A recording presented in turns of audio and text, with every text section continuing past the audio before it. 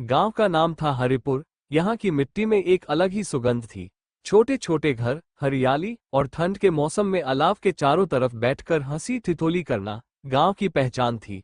यहाँ की सबसे ऊंची हवेली थी चौधरी परिवार की। हवेली के बड़े बुजुर्ग चौधरी शिवनारायण अपने बेटे और बहुओं के साथ रहते थे। इस साल ठंड जल्दी आ गई थी। हर सुबह ओस की बूंदें पत्तों पर मोती की तरह चमकती थीं। दिन में धूप सेकना और रात में अलाव जलाकर समय बिताना गांव वालों के जीवन का हिस्सा बन चुका था। चौधरी परिवार में इस बार ठंड का मौसम खास था क्योंकि घर में नई बहू आई थी। छोटे बेटे अर्जुन की शादी हुई थी। अर्जुन की पत्नी का नाम था काव्या। वो शहर की लड़की थी, लेकिन गांव की सादगी उसे भा गई थी। उसकी शादी को अभी 1 महीना भी पूरा नहीं हुआ था और यह उसका पहला ठंड का अनुभव था ससुराल में। काव्या बहुत ही शांत स्वभाव की लड़की थी। वो हर किसी से मधुरता से बात करती और हमेशा दूसरों की मदद के लिए तैयार रहती। हालांकि उसे ठंड का ज्यादा अनुभव नहीं था क्योंकि शहर में सर्दी का असर गांव जितना कठोर नहीं होता था। सुबह के 4 बजे का समय था। हवेली के बरामदे में हल्की हल्की धुंध छाई हुई थी। गांव की महिलाओं की दिनचर्या जल्दी शुरू हो जाती थी। काव्या ने भी सोचा कि वो जल्दी उठकर अपनी सास और जेठानी अनुराधा के साथ काम में हाथ बटाएगी। लेकिन जब उसने रजाई से बाहर कदम रखा तो ठंड ने उसे जकड़ लिया। उसका पूरा शरीर ठिठुर गया। उसने अपने स्वेटर के ऊपर एक और शॉल ओढ़ा और रसोई की तरफ बढ़ी। रसोई में जेठानी अनुराधा पहले से ही काम कर रही थी। उन्होंने मुस्कुराते हुए कहा, काव्या, ठंड तो बस अभी शुरू हुई है, तुम्हें आदत डालनी पड़ेगी। गांव में ये ठंड लंबी चलती है। काव्या ने धीरे से मुस्कुराकर हामी भरी, लेकिन उसके मन में चिंता थी कि वह इस ठंड का सामना कैसे करेगी। दिन भर काम के दौरान काव्या ने देखा कि गांव के लोग ठंड से बचने के लिए किस तरह अपनी दिनचर्या को ढाल लेते हैं। महिलाएं सुबह से ही अलाव जलाकर गर्मी लेती, बच्चे दोपहर में धूप में खेलते और शाम को पूरे परिवार के साथ ताजी गुड़ और मूंगफली का आनंद लिया जाता।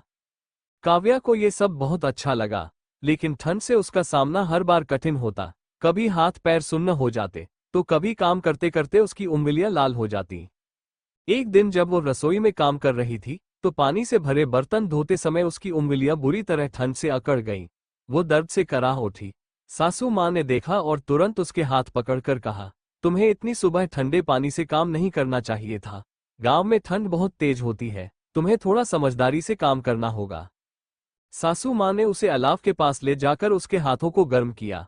वो बोली, ये ठंड तुम्हें सिखाएगी कि कैसे मजबूत बनना है, लेकिन तुम भी अपनी देखभाल करना सीखो।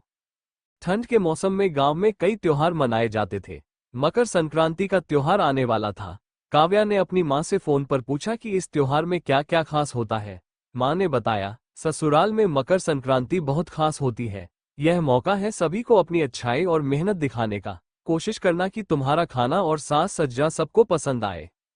काव्या ने अपनी पूरी ताकत झोंक दी।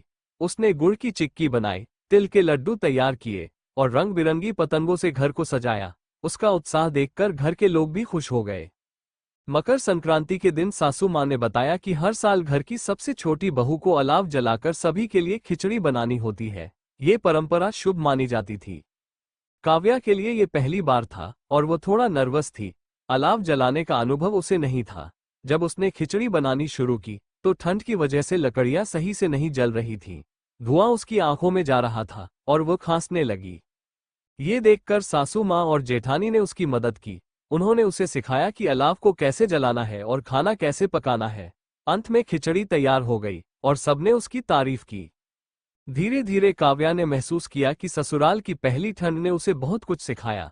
उसने जाना कि हर मुश्किल को धैर्य और समझदारी से हल किया जा सकता है। उसने ये भी देखा कि गांव के लोगों की मेहनत और उनके साथ की गर्माहट ठंड को सहन करने में मदद करती है। ठंड के मौसम के अंत में एक दिन काव्या ने अपने सास ससुर और परिवार के सभी सदस्यों को धन्यवाद दिया। उसने कहा, ये ठंड मेरे लिए सिर्फ मौसम नहीं थी, यह एक सबक थी। मैंने जाना कि ससुराल में परिवार की गर्माहट ठंड से बड़ी होती है। आप सबने मुझे अपनाकर इस मौसम को आसान बना दिया। सासू माँ ने मुस्कुराते हुए कहा, बेटा, ससुराल की पहली ठंड हर लड़की के लिए एक परीक्षा होती है, लेकिन तुमने इसे हिम्मत और मेहनत से पार किया। हमें तुम पर गर्व है। इस तरह काव्या की ससुराल की पहली ठंड उसे बहुत कुछ सिखा कर गई। ये कहानी केवल ठंड के मौसम की नहीं, बल्कि रिश्तों की गर्माहट और परिवार के साथ की ताकत की है।